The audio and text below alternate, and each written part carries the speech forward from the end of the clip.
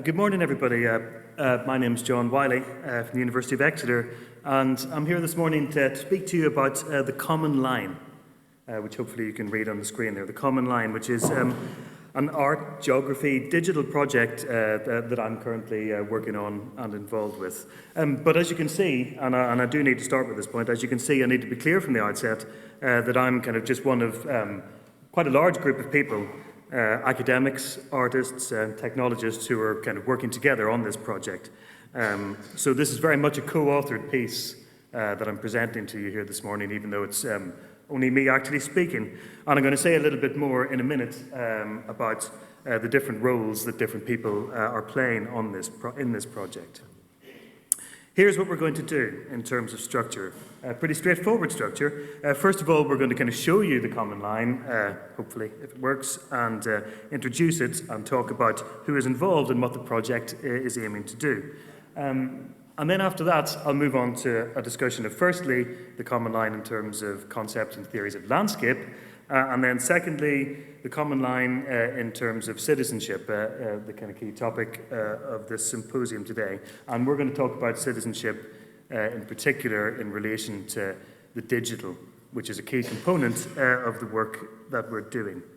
Conclusion, hopefully I'll get to it very quickly at the end. It's a bit more speculative, thinking about the Common Line in terms of disorientations and interactions.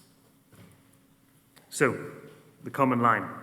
The Common Line is the longest straight line that can be drawn across mainland Britain without crossing any tidal waters, without crossing any sea.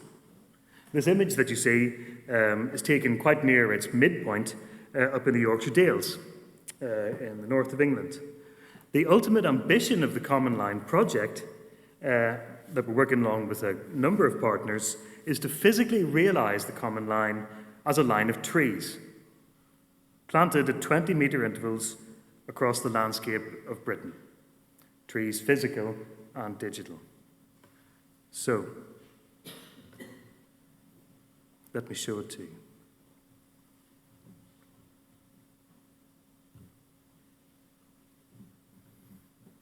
How do I maximize this?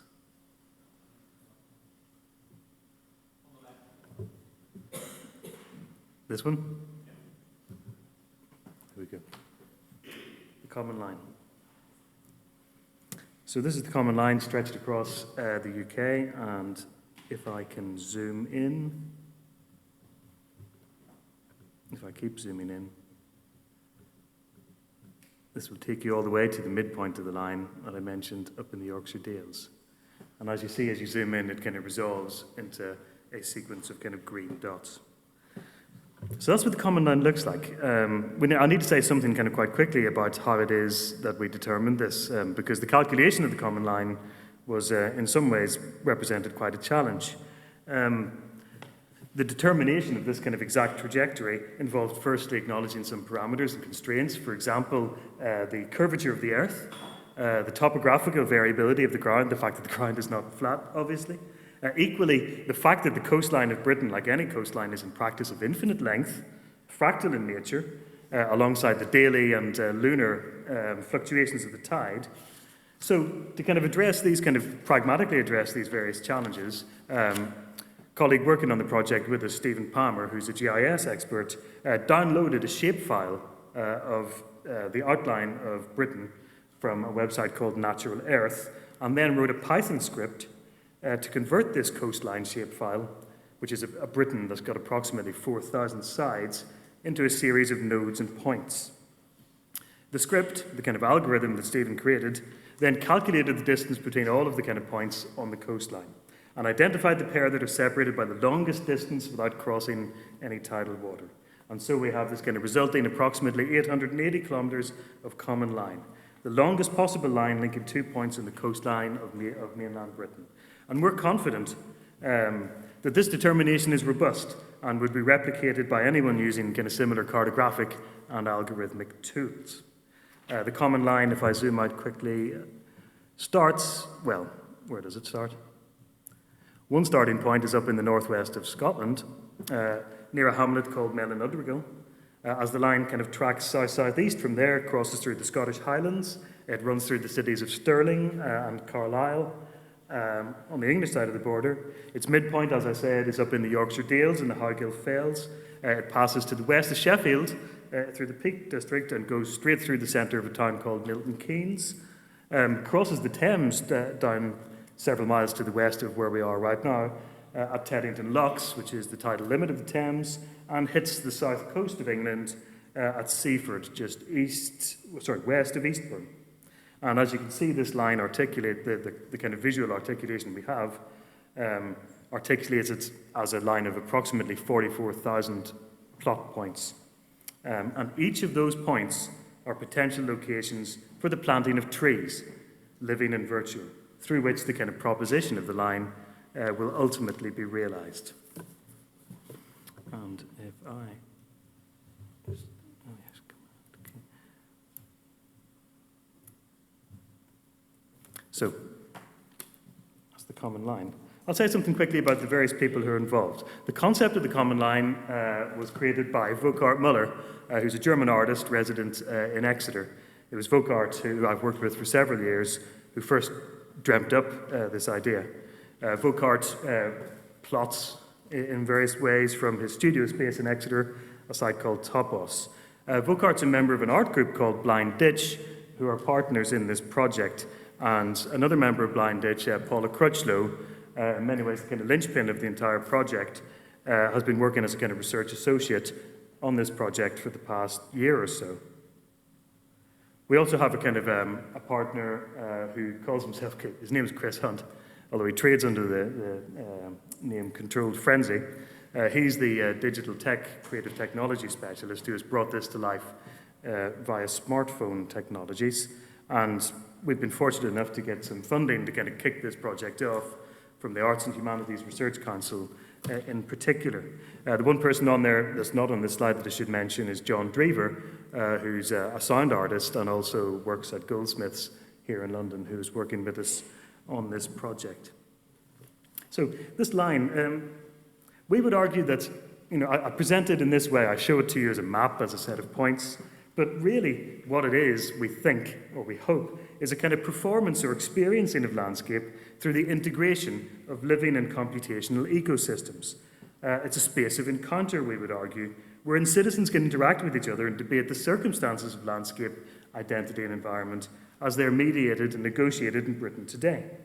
Our whole kind of practice and ethos of this work is very dialogical, drawing upon the arguments developed in discussions of dialogical aesthetics and socially engaged art practice, notably by Grant Kester.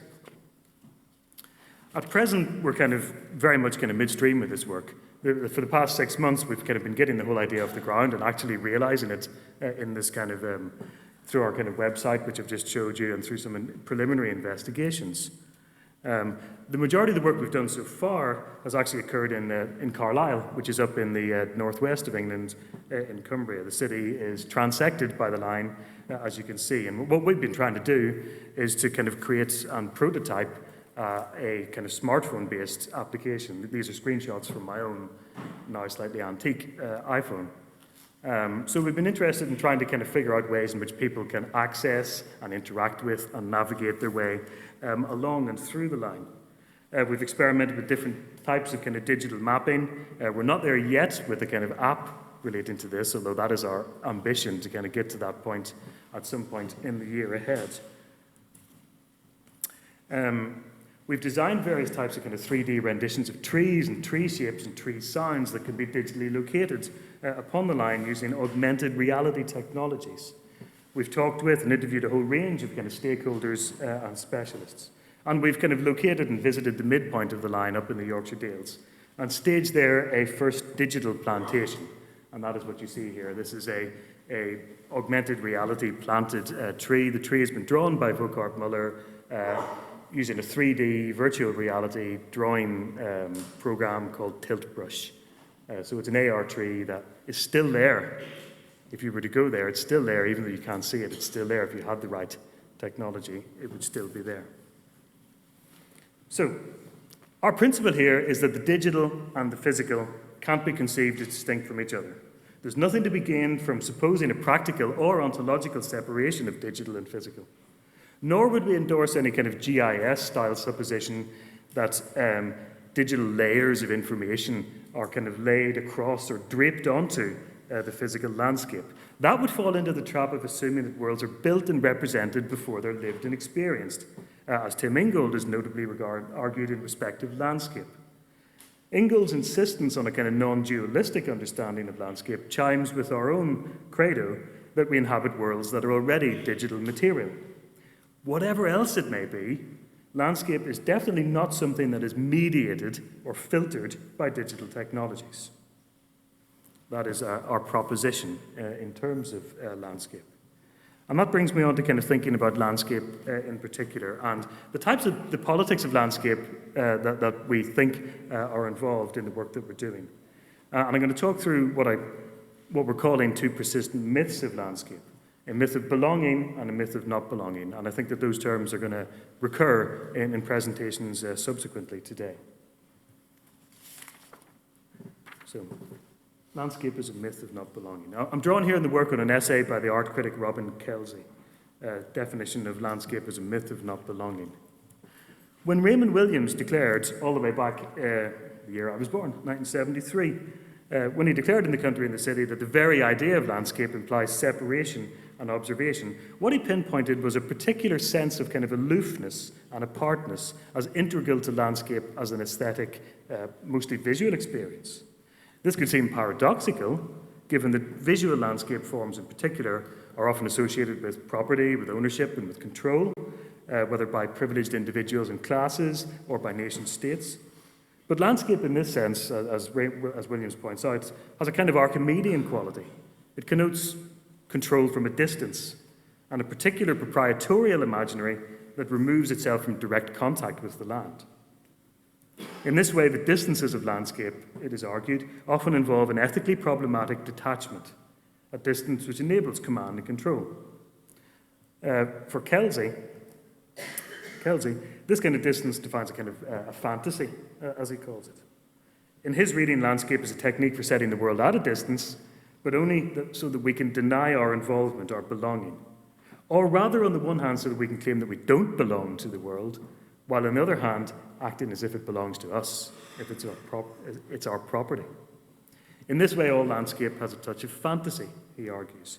The fantasy of not belonging to the totality of life of a terrestrial expanse. The distances of landscape, in other words, allow us to pretend that we're kind of not earthlings, that we're not irrevocably bound to the fate of the worlds that we inhabit. Now, Kelsey's incisive diagnosis highlights how landscape imagery in particular sustains this fantasy of not belonging to the earth. He notes that romantic landscape art and literature, which on the face of it often seems to implore us to belong, to return, to reconnect, is in fact very much part of the discourse it apparently denies, insofar as it enshrines not belonging in the kind of gesture of longing to belong. And he concludes with a pretty pithy summary of why not belonging to landscape has its attractions. Belonging imposes limits, irritations, challenges, and risks. Is it any wonder that we prefer fantasies of not taking part, that we love landscape? Second myth in landscape as a myth of dwelling and belonging. If landscape, and especially visual or perspectival landscape, perpetuates a myth of not belonging, we would argue that this is also the case, that a myth of belonging to landscape, of being at one with it, and by extension at one with yourself and at one with your neighbours, sits at the heart, obviously, of many kind of extreme ethnic or national ideologies of landscape. So, for example, Ken Olwig, in the audience today, notes the development of this ideology in Germany, where the land ceased to be an area defined by human law, it rather became the soil, Boden, which determined the blood of the people dwelling on the land.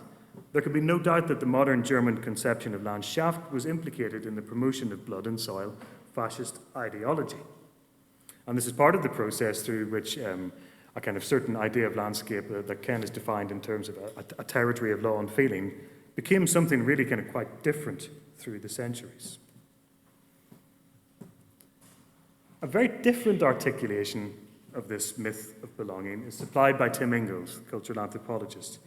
in the temporality of the landscape. The landscape, to recall the words of Merleau-Ponty, is not so much the object as the homeland of our thoughts. Now, I imagine that Ingold's work, or elements of it, will be well known to many people here today. And, I should say that this quote obviously is from 1993, and a comparatively early paper, and his thinking has evolved quite radically in the kind of 25 years since then. I was personally struck, however, by the appearance of the term homeland here, and by the equation implied of landscape and homeland, and that prompted me a few years ago to write a paper with this title, A Landscape Cannot Be a Homeland. In terms of phenomenology, landscape almost inevitably becomes homeland, because phenomenology is premised from the outset on a kind of mutual intercation of being and world. We're always already embedded in the world, in a mutuality that can't be disavowed.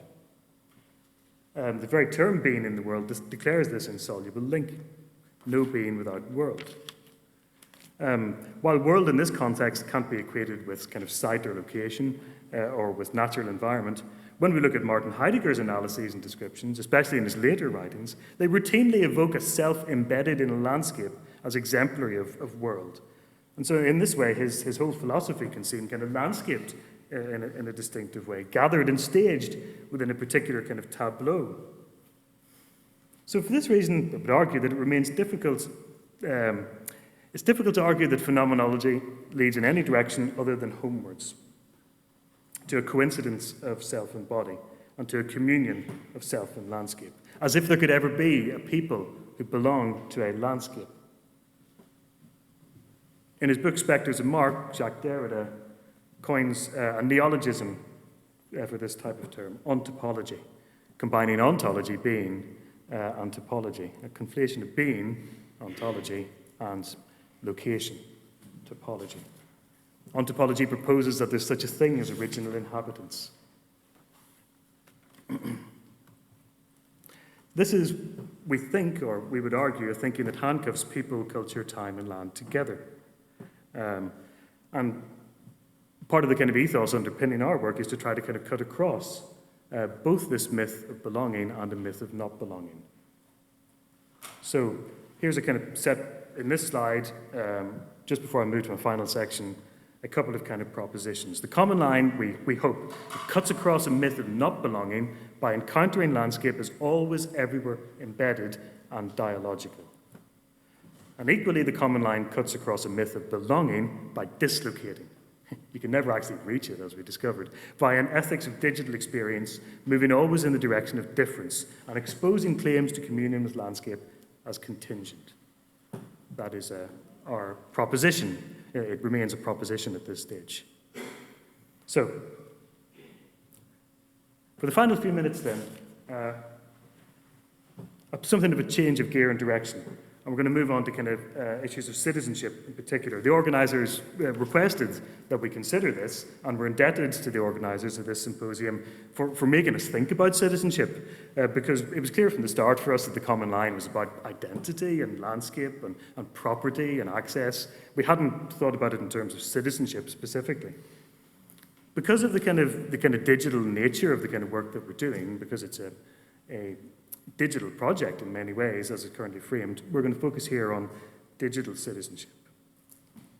We say that citizenship is the ability to speak and act on the things that matter to us, but at the same time, citizenship is, of course, shaped and governed by configurations of institutions and material technologies. What happens when you kind of add kind of like the digitality into these conceptions?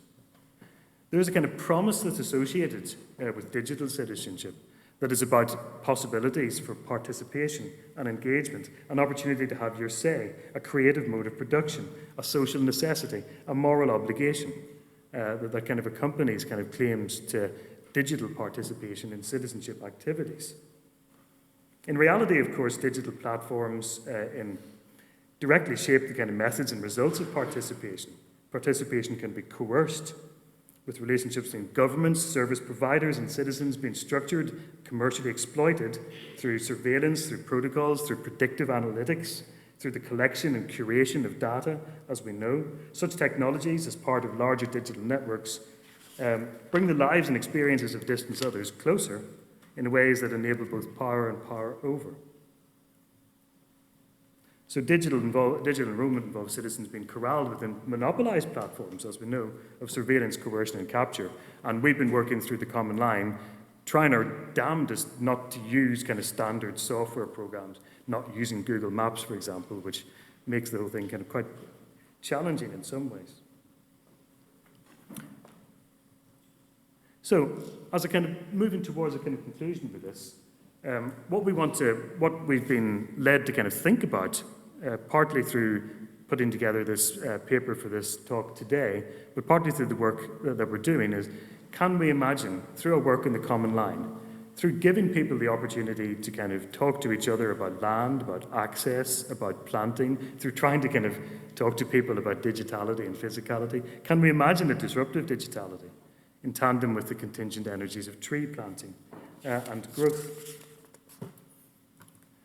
And so, in terms of the landscape citizenship, the proposition of this particular symposium, we would kind of want to kind of argue towards a type of landscape citizenship that embraces and attempts to kind of turn around the coercive structures of digital participation for other means. That's our kind of, this is nothing if not utopian, the Common Line, and that is the kind of the direction that we want to go to in terms of what we're thinking of digital citizenship.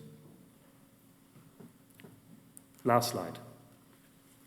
Final slide. Just to quickly conclude. The Common Line, of course, is a straight line. Well, it's kind of straight. Calculated, a mathematical entity, decomposed further into constituent points. It's kind of Ingold in reverse in many ways. How can it even be understood, therefore, as a lifeline in the sense that somebody like Tim Ingold advances, a living landscape of moving, flowing lines?